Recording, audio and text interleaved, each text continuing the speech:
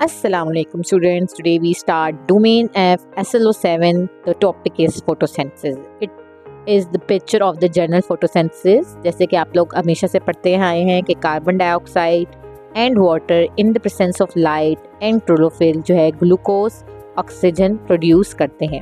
Oxygen as a by product हमारे पास photosynthesis के प्रोसेस में प्रोड्यूस होती है।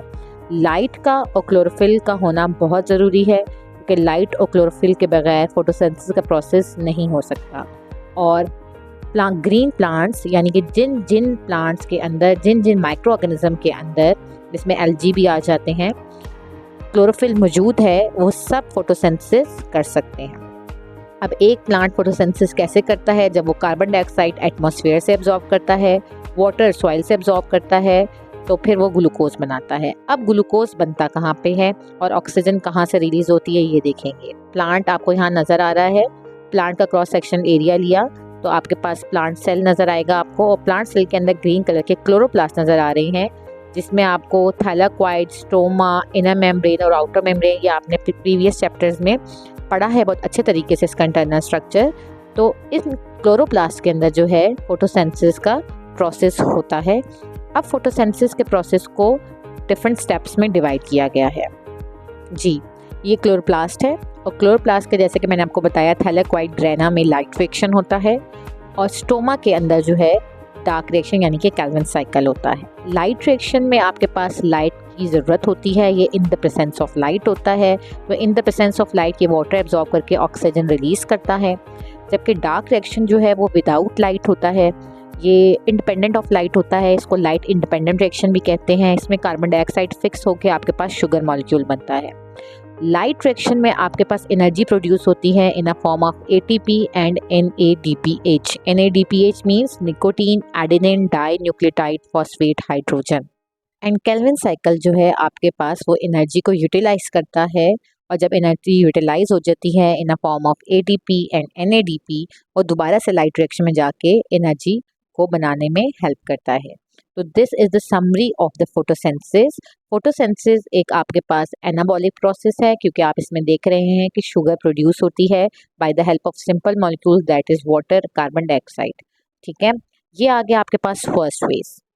This is light dependent reaction जिसको हम लोग लाइट रिएक्शन भी कहते हैं और जी स्कीम भी कहते हैं। अगर आप इसको अपने मोबाइल को हॉरिजॉन्टल रख के देखें तो आपको नज़र आएगा कि ये Z बना रहा है, तो ये जी स्कीम भी कहलाता है। तो सबसे पहले हम चलते हैं लाइट रिएक्शन के पहले फोटोसिस्टम की तरफ। फोटोसिस्टम वाटर स्प्लिटिंग फोटोसिस्टम, इसको फोटोसिस्टम 2 कहते हैं। इसमें क्या होता है कि जब लाइट एब्जॉर्ब होती है तो इलेक्ट्रॉन्स जो हैं वो एक्साइट करते हैं।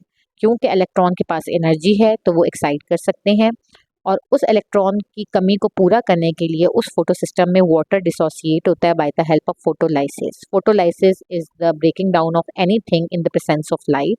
तो वाटर जो है वो ब्रेक डाउन हो रहा है into 2 molecules of hydrogen and half oxygen plus 2 electron. 2 electron जो है वो फोटोसिस्टम में एडजस्ट हो जाएंगे। Oxygen at the spot stomata से रिलीज हो जाएगी, और जो इलेक्ट्रॉन एक्साइट हुए हैं उनको प्राइमरी इलेक्ट्रॉन एक्सेप्टर एक्सेप्ट करने के बाद उसमें से जब एनर्जी रिलीज हो जाएगी सारी इन the form of ATP electron transport chain के थ्रू, तो वो फोटोसिस्टम 2 तक पहुंच जाएंगे।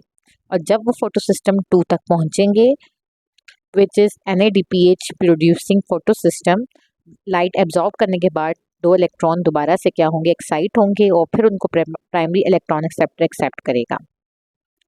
और प्राइमरी इलेक्ट्रॉन एक्सेप्टर जो है वो 2 इलेक्ट्रॉन स्टोमा में ही 2 हाइड्रोजन जो पहले प्रोड्यूस हुए थे और NADP जो कि मौजूद है स्टोमा में उनके साथ रिड्यूस होके क्या बनाएगा, NADPH। यहाँ पे बेसिकली NADPH की रिडक्शन हो रही है।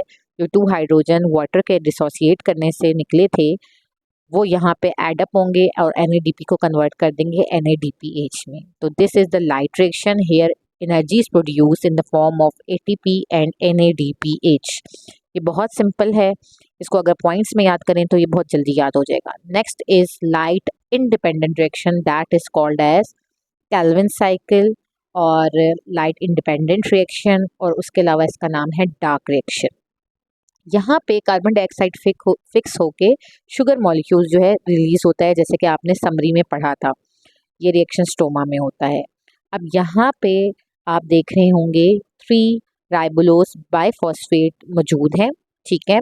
3 मॉलिक्यूल्स हैं 5-5 कार्बन के, ठीक है। इसमें जब 3 कार्बन डाइऑक्साइड ऐड होगा, ठीक है, तो ये टोटल बन जाएंगे आपके पास 6 मॉलिक्यूल्स, ठीक है। 6 कार्बन के आपके पास बन जाएंगे 3 मॉलिक्यूल्स। अब ये स्ट्रक्चर जो है ना ये अनस्टेबल है, तो ये अपने आप को चेंज करेगा इन द फॉर्म ऑफ 3 PGA, यानी कि 3 फॉस्फोग्लिसरील्डिहाइड। अब ये क्या करेगा कि 3-3 कार्बन मॉलिक्यूल बना देगा और इस तरह के 6 मॉलिक्यूल्स बन जाएंगे। यानी कि बात तो सेम हो गई, 6 कार्बन के 3 मॉलिक्यूल्स हों या 3 कार्बन के 6 मॉलिक्यूल्स हों, दोनों में कार्बन एटम हमारे पास सेम ही रहेंगे, 6 3s are 18।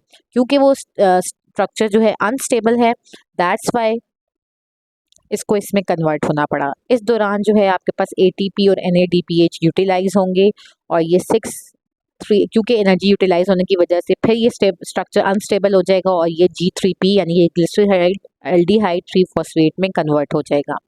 अब इसमें से एक मॉलिक्यूल जो है वो as a form of sugar निकल जाएगा, तो पीछे कितने रह गए 6 में से 5, तो 5G3P जो है आपके पास दोबारा से एक अनस्टेबल स्ट्रक्चर आ गया, आपके पास दोबारा से एक अनस्टेबल स्ट्रक्चर आ गया और वो दोबारा से जो है एनर्जी यूटिलाइज करेगा और एक स्टेबल स्ट्रक्चर में कन्वर्ट होगा जो कि है दोबारा से रुबिस्को या राइबोलोज बेस फॉस्फेट।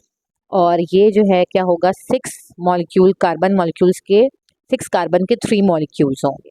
तो इस तरह ये कैल्विन साइकिल चलता जाएगा और आपके पास शुगर मॉलिक्यूल आता जाएगा। This is independent of light, लेकिन ये नहीं कि ये लाइट के बगैर हो जाएगा, क्योंकि जब तक लाइट रिएक्शन नहीं होगा और वहाँ से एनर्जी प्रोड्यूस नहीं होगी ये रिएक्शन भी नहीं हो सकता। Thank you so much for watching my channel, like and comment and subscribe my channel. Thank you so much.